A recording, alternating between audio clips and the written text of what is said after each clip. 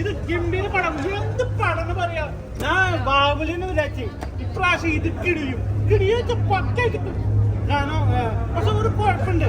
പക്ഷെ മറ്റാളെ മോൻ ദുൽഖറാവട്ടെ, ദുൽഖറിന്റെ മോനാവട്ടെ, അത് മാത്രം അടിപൊളിയായിട്ടുള്ളു. കിടക്കാച്ചി ഒന്നും പറയണ്ട. കിടക്കാച്ചി ആ കാര്യങ്ങളിൽ ആ ട്രെയിനും ആ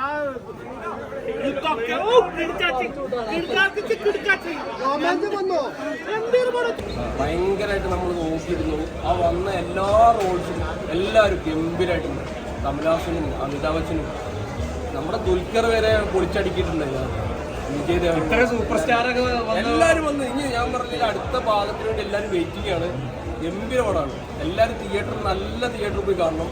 3D എഫക്റ്റിൽ കണ്ടു കഴിഞ്ഞാൽ ഒന്നും കൂടി ഗംഭീരമായിരുന്നു. ഗംഭീര പടം. ഒരു ഘട്ടം കൂടി കാണാനുണ്ടോ പടം? ഇതിപ്പോ ഇനി അടുത്ത ഷോ ബുക്ക് ചെയ്തിട്ട് ഒന്നുകൂടി കാണണം. അത്രയും ത്രില്ലിംഗ് ആണ്. ഓരോ നിമിഷവും നമുക്ക് അടിപൊളിയായിട്ട് കാണാൻ പറ്റിയ സിനിമയാണ് പ്രഭാസ് ഇസ് ബാക്ക്.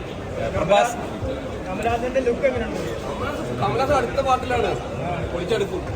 ഇന്നത്തെ പുരാണം ഇന്നത്തെ ജനറേഷനുമായിട്ട് കണക്ട് ചെയ്തപ്പോൾ തീർച്ചയായിട്ടും എല്ലാവർക്കും ഇഷ്ടപ്പെടുന്ന രീതിയിൽ തന്നെ ഇതിൻ്റെ ദൃശ്യ ഭംഗി, ക്യാമറ വർക്ക്, ആർട്ട് വർക്കുകളൊക്കെ നല്ല രീതിയിൽ തന്നെ വർക്കൗട്ടാണ്.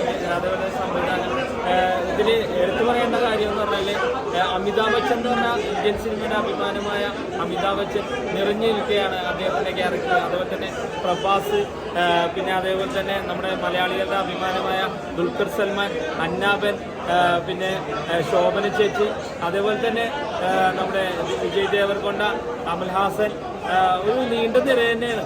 അതേപോലെ രാജമൗലിയും ഇതിൽ അഭിനയിച്ചിട്ടുണ്ട്. തീർച്ചയായിട്ടും എല്ലാ പ്രേക്ഷകർക്കും ഇഷ്ടപ്പെടുന്ന രീതിയിൽ തന്നെ ഇതിനെ ദൃശ്യഭംഗി ഒപ്പിയെടുത്തിരിക്കുന്ന ഒരു സംവിധാനമാണ് അദ്ദേഹം കാഴ്ചവെച്ചിരിക്കുന്നത്.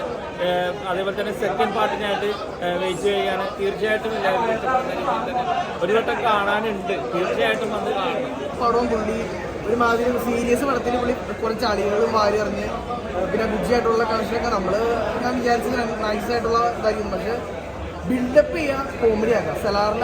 സെലാറിലുള്ള സെയിം സെലാർ ഗ്ലൂ പോലെ തന്നെ സെലാർ ഗ്ലൂ പോലെ ആയിപ്പോയി പരിപാടി. അതായത് പ്രഭാസിന് ഒരു എഫക്റ്റ് ഉണ്ടായില്ല. എടുത്തു പറയാനായിട്ടുള്ളത് നമ്മുടെ അമിതാഭ് ബച്ചൻ്റെ റോളാണ്. അവരായിട്ട് നല്ല അടിപൊളിയായിട്ട് തന്നെ പുള്ളി ചെയ്തു. അതിനപ്പോൾ ശോഭന സീസൺ അടിപൊളിയായിട്ട് ചെയ്തു. ദീപികയോട് തന്നെ അടിപൊളിയായിട്ട്. ക്യാരക്ടേഴ്സ് ഒരുപാട് ഉണ്ടെങ്കിലും സിനിമ കണക്ട് ചെയ്തില്ല. എനിക്ക് പേഴ്സണലി കണക്ട് ചെയ്യുന്ന സിനിമ. പക്ഷേ ഓരോ മേക്കിംഗ് ഹോളിവുഡ് ലെവൽ മേക്കിംഗ് ആണ്. മേക്കിംഗ് എടുത്ത് വെച്ചിട്ട് കണ്ടന്റ് ഒരുമാതിരി ദുരന്തമായി കളിക്കും.